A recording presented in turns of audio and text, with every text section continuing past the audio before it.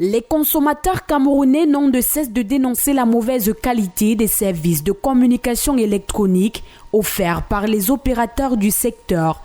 La connexion Internet est chancelante, les appels téléphoniques passent au gré du réseau. La situation est pire dans les zones reculées et les professionnels du secteur ne savent à quel sens se vouer car sans Internet, le travail n'avance pas, ce qui parfois pousse à des actes déplorables, mais les raisons sont claires.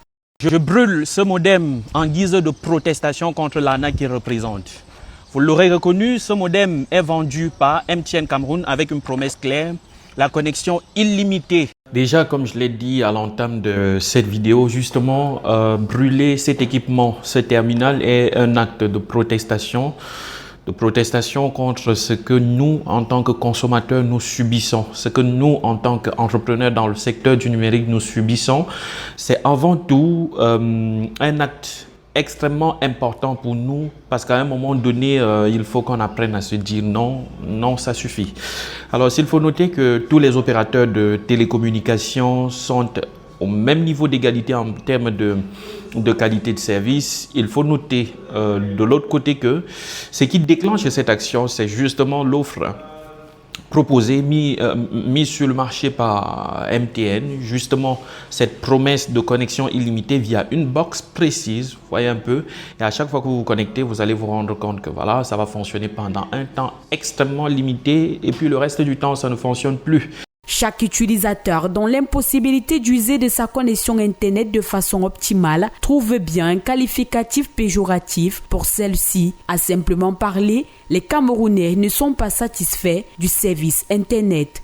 La qualité d'Internet ici au Cameroun est extrêmement poreuse. Ça ne donne pas envie de travailler, ça ne donne pas envie d'innover. Et toujours dans cette vidéo, vous m'avez bien entendu dire que l'innovation en fait, Internet est pour l'innovation, c'est que l'air est pour l'être humain. On ne peut pas parler d'innovation technologique, on ne peut pas chanter d'innovation technologique chaque jour, alors que Internet est dans cet état-ci. Même Internet pouvait être dans cet état aussi, mais on veille à ce que les consommateurs ne soient pas arnaqués.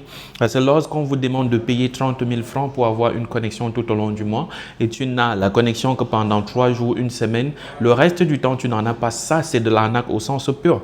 Nous, les consommateurs, nous sommes abandonnés par l'État, ça c'est une évidence absolue parce qu'il n'y a personne pour plaider, il n'y a personne pour tordre le cou justement de ces opérateurs pour qu'ils puissent au moins garantir, pour qu'ils puissent au moins assumer la promesse qu'ils font à nous, l'ensemble des consommateurs. Une situation terrible causée par les entreprises de téléphonie mobile exerçant dans le pays. Aujourd'hui, les entrepreneurs du numérique, les informaticiens, les start-upers, les développeurs et bien sûr tous les Camerounais vivent très mal et n'attendent plus qu'une amélioration de la connectivité Internet. Pour sortir de cette situation, il y a des choses beaucoup plus simples que ce que vous pouvez penser à faire. La première des choses, c'est l'exigence en termes d'investissement. Il faut que l'État impose à ces opérateurs de télécommunications d'investir. Vous voyez bien que quand c'est pour publier des chiffres, leurs chiffres d'affaires ou bien leurs gains, leurs bénéfices, ils sont très très champions. Et vous voyez que ce sont des centaines de milliards qui sont engrangés par ces entreprises par an, mais ils refusent totalement d'investir sur des infrastructures qui actuellement sont particulièrement vieilles. Donc, l'investissement d'abord. De deux maintenant, c'est l'élargissement de la concurrence. J'ai aussi parlé du cas de Starlink qui, jusqu'ici, n'a pas pu avoir une licence gouvernementale ici. Voyez-vous, lorsque Starlink est arrivé, ils ont parlé de souveraineté, chose qui n'a absolument aucun sens dans un contexte comme le contexte camerounais où justement l'ensemble, le secteur des télécommunications est dominé par des entreprises étrangères. MTN et Orange, ce n'est pas des entreprises camerounaises. Ça, c'est un premier point. Le second point maintenant, c'est on ne peut pas parler de souveraineté lorsque nous sommes dans un contexte comme le nôtre où tout ce que nous utilisons est importé. Je parle en termes de technologie, je dis et je pèse mes mots, tout ce que nous utilisons est importé.